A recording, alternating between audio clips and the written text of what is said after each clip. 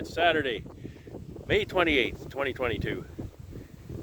Not much going on in the apiary, but we just did a little bit of work. I finished putting my mini frames in these colonies here, and did a little bit of work over on the other side. Made a couple of nucs for sale as well, and had some help today. Today's help came courtesy of none other than James McNally of Old McNally's Bees. Go check out his YouTube channel. It's some pretty interesting stuff, and James is kind of transitioning from, I guess you'd call it hobby level, eh? From a hobby into a sideline. Hobby to sideline, and so he's chosen kind of the platform that I'm currently using, and a lot of other commercials and small commercials use, namely the two-way pallets, etc. So he's kind of interested in how things go here. He's driven all the way from Grand Prairie, Alberta. What is that, 17 hours you said? About 17 and a half hours. Yeah, a good stiff drive. And you gotta have some money to fill that gas tank that many times too. So, say hi. Hello everyone. So we'll show you a couple of things we did. We've been just kind of playing bees and not really doing anything in particular, but just sort of trying to do some little jobs that don't get done. You know what that's like. So here's a little bit of what we did. We made these two nucs, this one and that one. We just made them out of what was sitting there. We added some brood to, I think we added brood to this one, because there wasn't enough brood that I was comfortable selling to a customer. And what else did we do? We transferred some nucs. These were 6-frame nucs, so there was 3 6-frame nucs on that pallet, and I had previously made a nuc out of the end one on each side. So we transferred these to 10-frame, and this one was no good. This one just petered out, so we took that away to the dead pile. That's pretty much all we did. We did a few more inspections and just checking things out, maybe adjusting things a little bit. So like I say, just having some fun in the apiary, communing as we go and whatnot, and just enjoying the day. We're going to start to get some rain here soon, so it was really good timing to actually do this.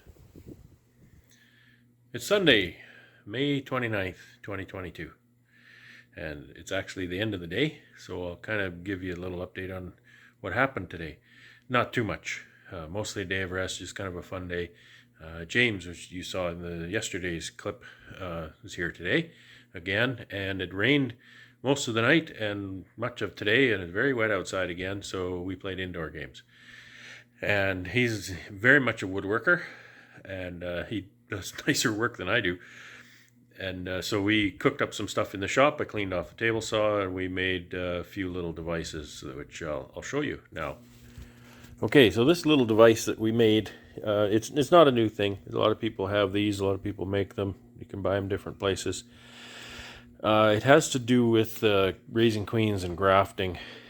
And so one thing you can do when you're raising queens is you can sequester your queen onto a new empty comb and wait for 4 days, and then she will have laid eggs in that comb, and you'll have a good selection of appropriately aged larvae. So what you need to do is you need to have some kind of queen excluder device in order to keep her on this frame, and yet allow the nurse bees, the worker bees, through the excluder in order to take care of her and feed the larvae, etc. So what you need is you kind of need a queen excluder here and here, and there's different ways to do that. I see Bob Binney, he does this. He actually has a groove in here on each side, and he puts a queen excluder that he's cut to be just the right size down in there, and that works great. I've taken a little bit of a different approach, and so what I did was I took some parts, and you can't see some of it because of the way I've built it, but I've taken just basically a top bar, and this is actually 4 top bars. This is the top bar, and that's a top bar cut short, and that's a top bar cut not as short, etc. Queen excluder fits right in that groove, no problem. I've actually stapled that in. You can't see the staples on the other side. And I've cut my plastic queen excluder to fit in there perfectly, and it works really nice. I've tried to make this a bit of a universal product, so I can slide that down in there. It doesn't bottom out because it's deeper than the box. The frame actually takes into account the bottom board, so this will be up on a bottom board, and then it'll sit down in there. The canvas is meant to be a seal, so when you put the lid on, the lid will push the canvas down to whatever level. And again, kind of universal product, so I don't know how high your lid is going to be. It could go all the way down to the top of the frame or not. And the same thing on the bottom. I don't know exactly how deep your bottom board is, so the canvas will go down and sit against the bottom. So you put one of those in there, and you put another one in here, and then your queen. Then your queen is on the comb that you have placed between, and she can lay in that frame. Leave that for 4 days, and then you can take that frame out for grafting. And that's what we did today. We made 6 of these. I have a couple for me, and a couple for each of a couple of friends of mine, and hopefully they'll be able to make use of them and they'll enjoy using them. So that's what we did today, and that's Sunday, and this is the end of Sunday, and I'm going in to get some rest. It's Tuesday, May 31, 2022. I did an update yesterday. I worked in the wood shop most of the day. When I built my equipment last winter, I screwed up, because what I really need is I need some pallets and covers for my 6-frame boxes, and I went and built all my pallets into 10-frame pallets, and I cut up all my plywood for 10-frame covers. So I have a whack of plywood all cut for 10-frame covers, but I need 6-frame covers. Fortunately, I found a couple sheets of plywood in the shed, kind of buried. I'd kind of forgotten about, thankfully, and I actually found some lumber way up on this rack here. Thought I'd won the lottery when I found that. So I had lots of lumber to build what I need to build. And so yesterday I built, I need 18. So I built 18 6-frame covers for these 6-frame boxes. And Buddy was building 2-way pallets at the same time I was. And he built all of his underpinnings before he built the tops. And he hadn't finished those. And when I realized my mistake, I made him a deal. I said, hey, can I trade you 6 completed 2-way pallets for 6 that don't have anything on the top? And so I got 6 from him, and I've started, you see, I've put the edge piece on there, and that's what I'm doing today. I'm finishing off those. So I've got the center pieces where the clips go, and I'll kind of show you what's a little bit different about these than the 10-frame pallets as I build them. I'm not going to do a full build video. I've done build videos on these before. I can link that here if you're interested in seeing that. But it's kind of, you know, in the interest of possibly boring you with that, I'm just not going to do it. I'll show you kind of progress along the way, what I need to do. Now, on for the big catastrophe today. We're in the middle of another Colorado low. You know, because we get those every 10 to 15 days, right? And they're a good 3-day system, maybe 4. I went out to the apiary to get 2 of these boxes so I could fit the pallets, and I'll explain that when I'm building them. And I was going to go out there anyway to check things. Very high winds, lots of rain yesterday, not a lot of wind. Today, extremely high winds. My hives are fine. Out of those 100 Jester boxes, there was half a dozen of them upside down and half a dozen more with the lids open. I don't know how long that's been. The bees looked like they were alive. Who knows about the queens? Queens are... I was able to check some queen cages and they were empty. So I set everything upright again, closed all the lids, and covered them with some of my spare 2-way pallets, so hopefully that doesn't happen again. So who knows? It'll be a week and I'll check them next week. See who's laying, see who's not, see who's dead, see who's alive. This season is really tests a person's resolve. You know, I was half considering selling out this year. Prices are good. Get rid of all the bees.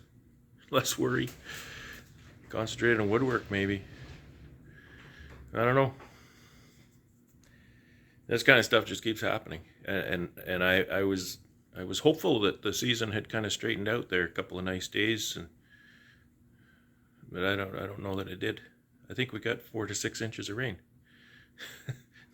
the swamp there is starting to encroach on the old apiary again. Oh well, we'll get this done. See, this is hopes and plans, right? All this stuff is hopes and plans. What's out there doesn't lend itself well to hopes and plans. So anyway, that's what I'm doing today, and I'll try to, take you along and show you how kind of these 3 ways differ from the 2 ways. Right, this is basically how I make my, I call them 3-way pallets. 6-frame Nuc pallets. They are pretty much the same as the 2 ways from here down, so nothing new there. And they're fairly simple, a little simpler in one regard. They only have 4 pieces on top, just these 4 runners. There's a 1-inch here, and then a couple of 2-inch runners. And I always like to custom fit these because the box needs to straddle these 2 clips. So as you can imagine, these 2 clips need to be quite precisely placed.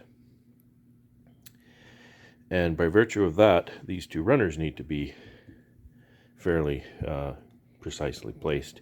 I have mistakenly got these runners off a little bit, and that's okay as long as you then you can offset that clip a little bit if you need to. The reason I make them this way is so that both ends of this Nuc are open, and then as needed I run just a wedge that's a lot like my entrance reducer into the end that I want to be the back. And what that does for me is it allows me specifically to move the center one. If I'm running these for mating, I can run entrance, entrance, and entrance, and then put the back block on this end. And then when it comes to winter, I want my entrances all on the same side, so then I can move that block from that side, put it on this side, and then all my entrances are on one side for winter. And then I can stack them back to back in my building. So that's the method kind of behind this idea. And what I'm doing now is I have a dado blade in the saw. I have my parts here. I've run those through once now, and I need to just run a little bit of a depression in here. It's a dado actually, and it has to be fairly accurate from the front back, and then it needs to be 2 inches wide. So this has to run through again to make that wider. That's as wide as my dado blade goes. So anyway, I just kind of set this up here, and I'm going to test fit it with the box to make sure it looks like this is maybe a little bit narrow. So I can just compensate by making this a little bit more than 2 inches wide when I run those extra dados through there. And this is approximately what that'll look like when I'm done. I'm not worried about the placement of these at this point. This is just to show you, get an idea of what it looks like. So you can see that the center one sits on a clip on both sides. So that's necessitates you getting those 2 pretty darn close to exactly where they need to be. And boxes are always a little variable. I found that measuring that is less reliable than fitting it custom, so I always want to get a couple of boxes. 2 boxes is fine, 3 you don't need because you're working side to side. You can even do it with 1 box, but so what I'll do actually, once I get these dadoed I'll actually set it on here, and I'll get these right in the center. I'll attach them, and then I put my box back, and I'll draw a line. Well, I'll draw a line in the center, put my clip on, and then I'll go to the other side with the box and draw a line on the box, and that line is where the screws go for the next clip. So one will be placed kind of by measurement, the other one is placed by how big the box is, and hopefully the box sits on here. These are typically a little bit narrower than the two-way pallets, just by virtue of how the box goes. So I kind of just eyeballed setting that in a tiny bit. It might be in a bit too far, but that won't matter. That won't hurt anything. The box will sit there just fine. So this is just kind of compensate for my lack of foresight in building all of my pallets into two ways. So hopefully we'll get this done. I got 6 of these to make. That'll match up to the number of boxes I have. Hopefully next year I can build more, if I can get more of these boxes. As I mentioned, this is what I've done. My dado blade really is only a 7/8 dado blade. This is 1 5/8 against the fence, and a non-through cut is the only time you're allowed to use a miter fence and a rip fence, because you have no offcut. Otherwise, the combination of the two is forbidden.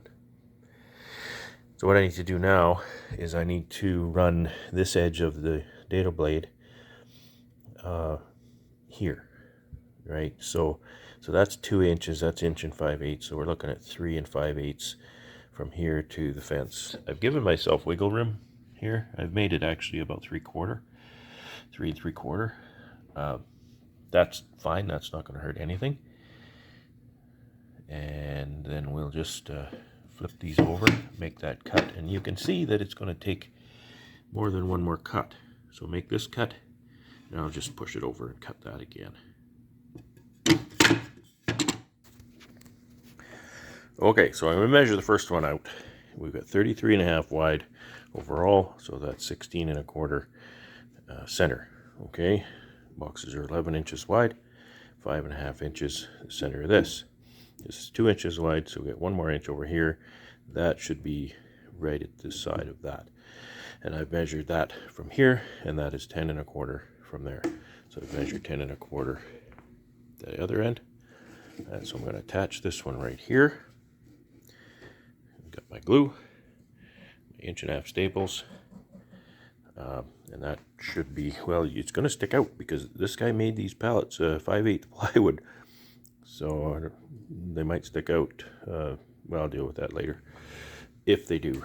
It's kind of a danger, you know, you pick it up to dip it, or you pick it up to move it in the yard. If there's staples sticking out, then you'll cut yourself. So I'm going to attach that and then go from there. It looks like this is going to come together. So I've temporarily mounted the clips in the center. Gotten that box seated down in there. And my measurement is just about exactly on the money right here. So I'm going to go ahead and mount this one, and then when I'm done that, I'm going to scribe a line right here, and that'll be my screw holes for the other clip.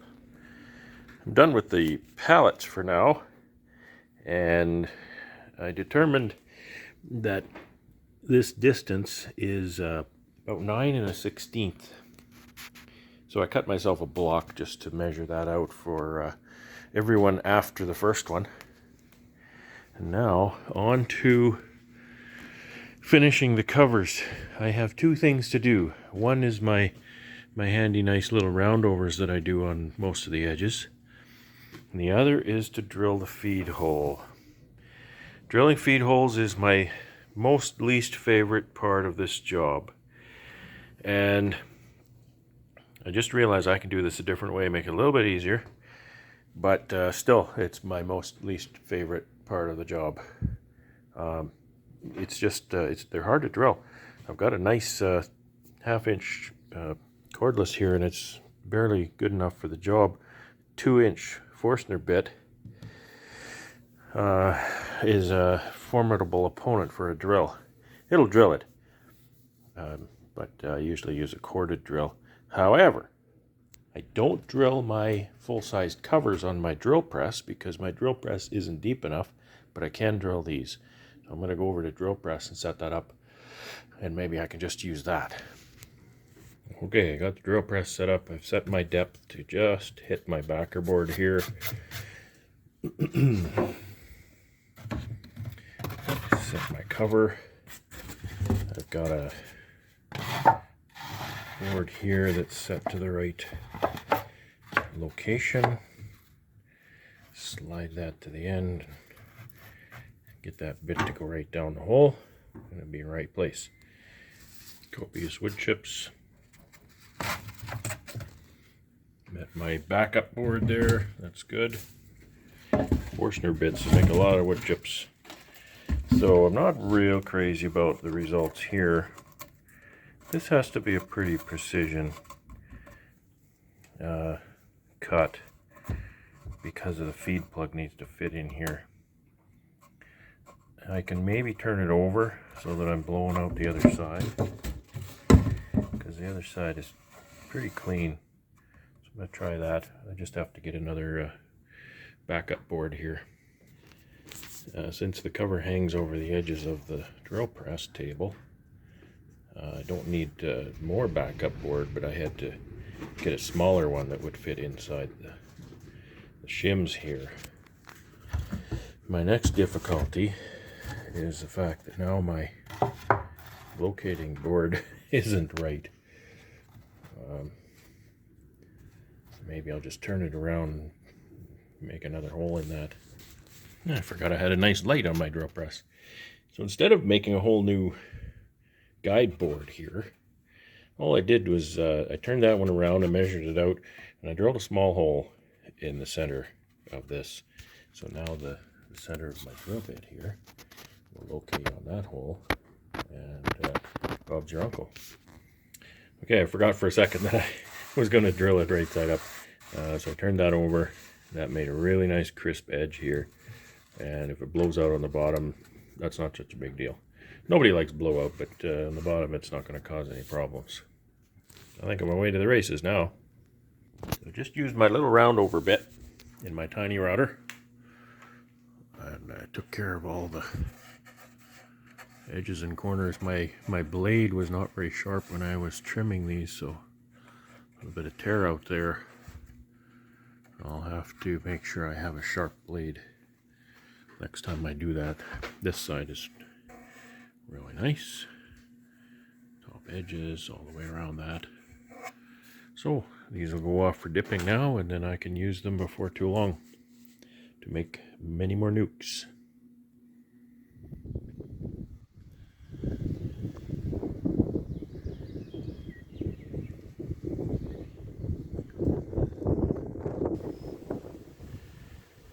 We made it through May. It is the 1st of June 2022, and the weather seems like it's about the 15th of May.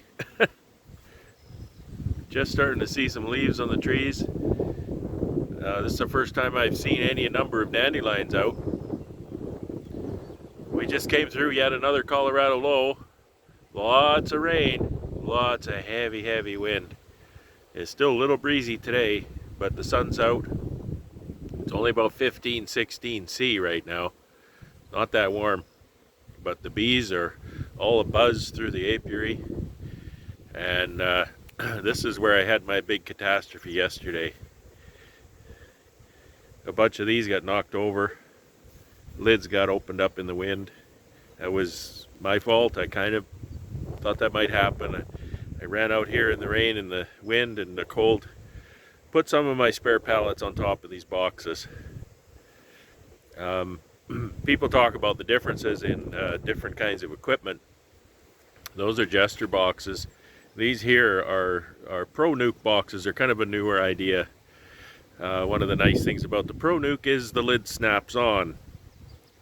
The Jester, it doesn't. There's nice things about the Jester over the Pro-Nuc. There's also nice things about the Pro-Nuc over the Jester. So you just have to make your choice and go with it, really. For nukes that I'm going to be selling, etc. I think I'm going to go with Pro-Nucs for now until I find some deal breaker problem or whatever. So today involves the Pro-Nucs and the Jesters. I'm hopefully going to check all of those colonies for queen release. If the queen has not been released, I will release her. So that's about it. That's a very simple task.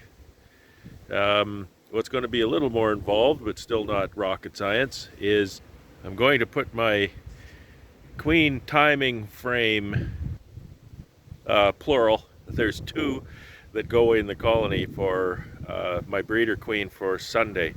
And I'm not to suggest that I have a breeder queen or am a queen breeder. I am not. But it's the only, word to use for the queen I'm going to breed from for my queens this year. So I've chosen that colony. It's a, they always want to come and get me. I've chosen that colony, and it's a strong 2019 queen. So I thought that's some nice genetics for longevity and well wintering, etc. So we're going to put those frames in there, and hopefully she'll lay that up, and on Sunday we can graft from that. Okay, I'm here at the colony I'm going to graft from, hopefully on Sunday. That's 4 days down the road. I've found my queen, and I've got her in the queen catcher here. And I think I need to take out 3 frames because I need to get all of these 3 in there. I've taken this frame out. It's mostly feed, a little bit of pollen. So what I want to really make sure is just don't take frames that have brood on them, which is a bit of a task because she's really doing well. I might have to, worst case scenario, take a frame or 2 and boost a smaller colony with it, just to take 3 frames out without taking any brood, or without just forfeiting brood. You don't want to do that. Okay, it looks like I have a 4 frame nest, maybe more than that. But anyway, I've put my queen excluder frames here and my empty frame here, and now I can place my queen back down in here. I've taken 3 frames out. Those are just feed frames. I'll save those for later. And as anticipated, these queen excluder frames, they're made from top bars, and they don't have an end bar, so they don't have the end bar spacing. So they're actually closer together, and that leaves me with a little more space on the end. I don't anticipate that being a big problem because of the short period of time. This is going to be in here. So I'm going to see if I can get that queen back down in here, out of my catcher. Not sure I want to do this one-handed, but we'll try. There's a big drone in there with her.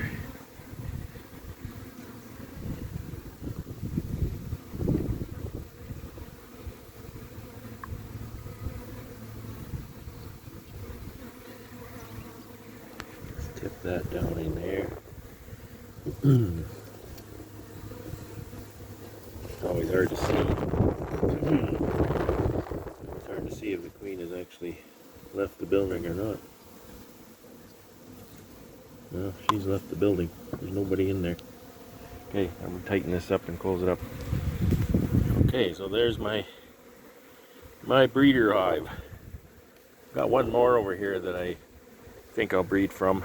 I put a drone frame in that one, and when I take this grafting frame out, I think I'll put a drone frame in this one too, just to get a lot of drones with the genetics that I feel are doing really well.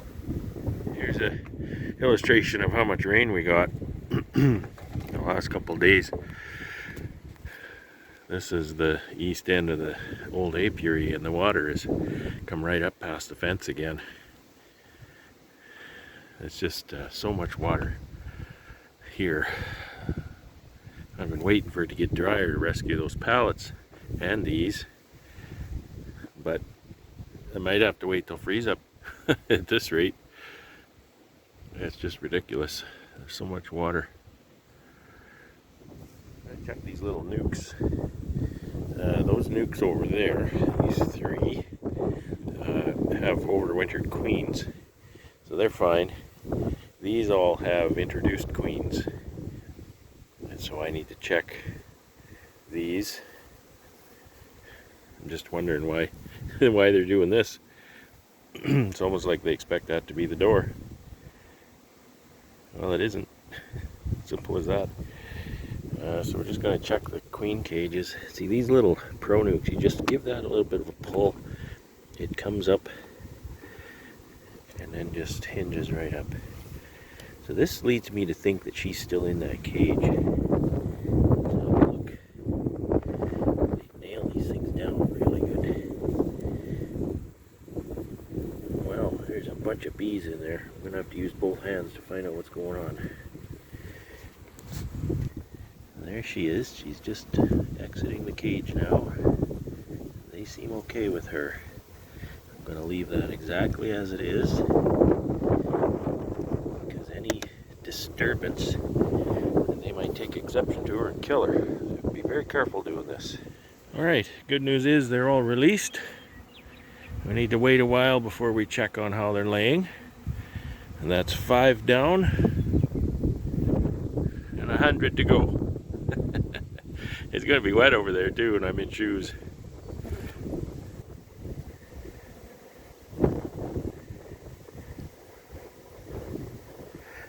Sure nice to see the bees flying. Hope they're getting on the dandelions. I actually have seen a little bit of nectar today, so I got through all of my nukes. 5 here and 100 over there. And unfortunately, I found 4 dead queens. So there are 96 now. You know, not thrilled about that. That's cash out of my pocket. But the deal now has changed from 100 to 96. I hope that's okay with the buyer, because that's just what it is. I don't know if I'm in love with these cages that those queens came in. This is the cage that the queens came in. I'll put it here and try and show you. I wasn't sure what to think of them because they were different. And I'd got no instruction from the supplier on them. So what happens here is they come here and they've got candy in this end, and there's 2 compartments. There's a skinny one here and there's a big one there. Now I was kind of assuming, having gotten no instruction and no experience with these cages, that the candy in here was kind of for the residents of the cage, to keep them going, and the candy here was for release. So I went ahead and opened that little door for them to release the queen, and today I actually went around and slid all of these right back, and what I noticed was a little wall here, and that little wall looks to me like the intention of that little wall is to keep the queen from getting through there. And I don't get that. I don't understand. Perhaps I was supposed to open this big door. And these are breakaways. These aren't really, I guess they're reusable, but not just like that. So I guess I was supposed to open the big door and let them release the queen this way. But again, no instructions. I got no instructions at all from supplier or anything. But they're all out now. There were a few I didn't see the queen because she had gotten out anyway. I had earlier, I had actually slid some of these back about that far, or you know, farther. But they're out now. They're certainly out now, and I think I want to give them a week. I think I want to give them a week till, you know, January. It just feels like January. June 7th or so, and then go through them all again and look for eggs. look for signs of laying queens. So that's that. That's my apiary task for today, and I think I'm going back into the wood shop. I'll probably just make frames, I guess. It's June the 2nd, 2022. So I got a call from one of my stores about 30 miles away needing honey. So loaded up the truck this morning, went up there, and they took a remarkably large order of honey. And so then I came back, put on my shop clothes, and decided to knock out a few frames. In the meanwhile, about 6 o'clock I have an errand to do, and then a few things to tie up this evening. I need to get the honey in the truck again. I've got 600 pounds of honey ready to go in the truck to take to the city for packing, because that's tomorrow's trip. So I'll be gone tomorrow too. But, you know, the weather is conducive to not being here. The weather is not good. It's been raining a lot, cold, heavy winds. Oh, it's been cold. Poor bees, they just can't get a foothold, and it's just cold. So that's about it here today. Not a lot real exciting, except for a pretty sizable invoice to my store, which that is so well received. I can't tell you. Things have been a little tough this year. 2022 has not been kind in any regard, to be honest. I'm here. I'm reasonably healthy. I have a wife who loves me, and roof over our head, food to eat, and you know I got lots of food to eat. But that's about all that's going on here.